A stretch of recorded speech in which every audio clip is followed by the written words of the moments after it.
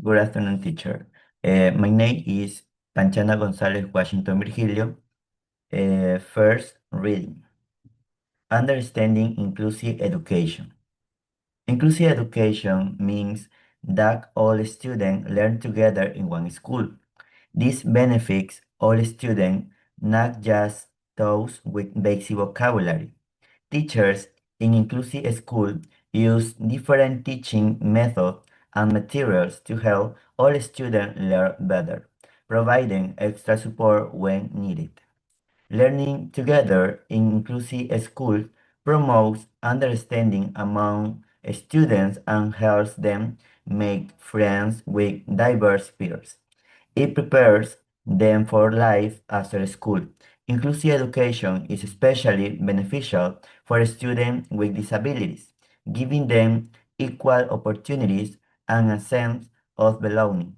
Many countries are adopting inclusive education, requiring teachers to undergo training on using varied teaching methods and materials, as well as providing additional support to students.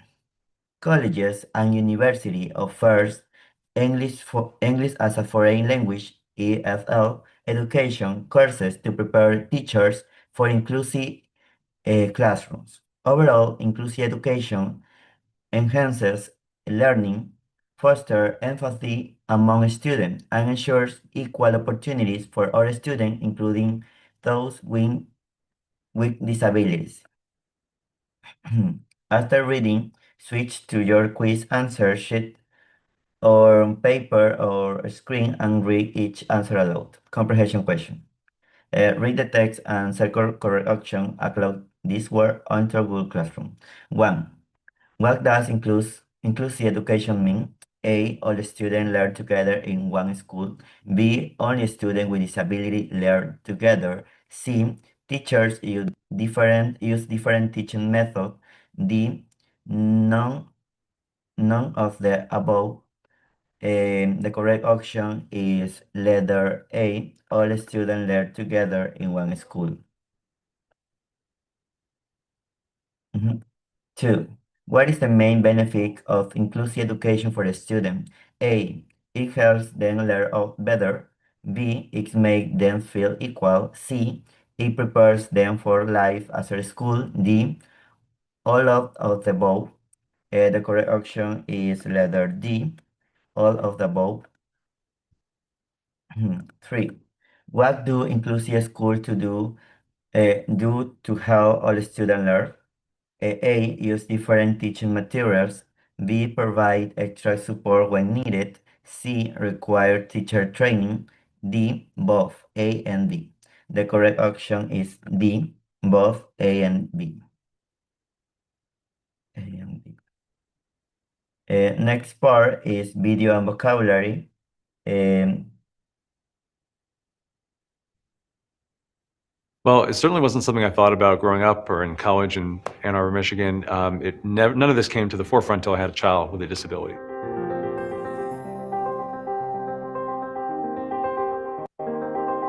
Part of what we needed to do was come up with a vision for what was his life going to be like. And my wife and I thought long and hard about that, and the thing that kept coming to the forefront is that he would feel like he belonged.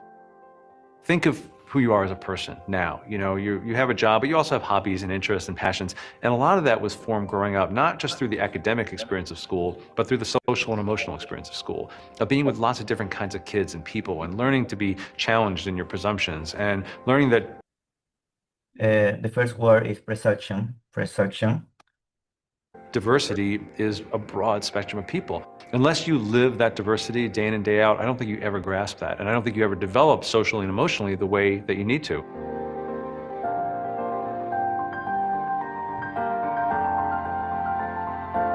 To belong when you're a child that uses a wheelchair, that has a significant speech disorder and other challenges, you need to be in a community that believes that all people belong in your schools, in your extracurricular activities, that all kids can learn, that all kids can go on to college.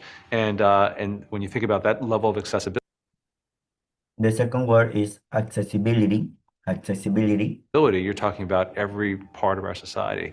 So thankfully, we're in a community that believes that kids with disabilities belong in general education because 30 years of research shows that inclusive education for kids with disabilities yields better outcomes academically, socially, in terms of their jobs, in terms of their access to college.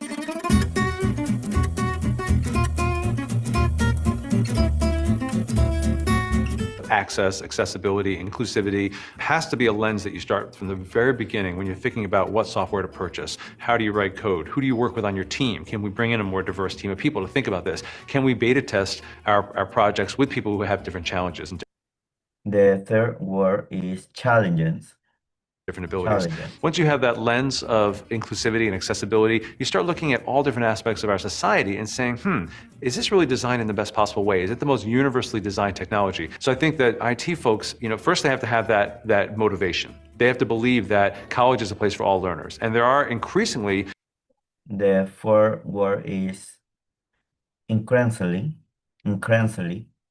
Students of all different kinds of abilities and disabilities going to college. There are actually 270 programs around the country at universities that are specifically geared towards bringing more students with disabilities into the college environment. So once you have that lens and that motivation, then you think, how am I going to universally design the technology from the beginning? And especially when you have the opportunity to take on new projects and build new infrastructure. The last word is infrastructure. Infrastructure. If that's your lens from the beginning, you're going to save so much work in terms of trying to retrofit it down the line to meet new ADA requirements or new accessibility requirements.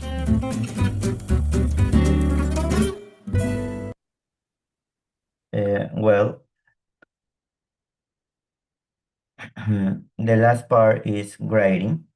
On paper or in a document, grade a short opinion of 20 or 30 words, A1 level, beginning with I think. First, I grade my opinion, and then I read. Okay.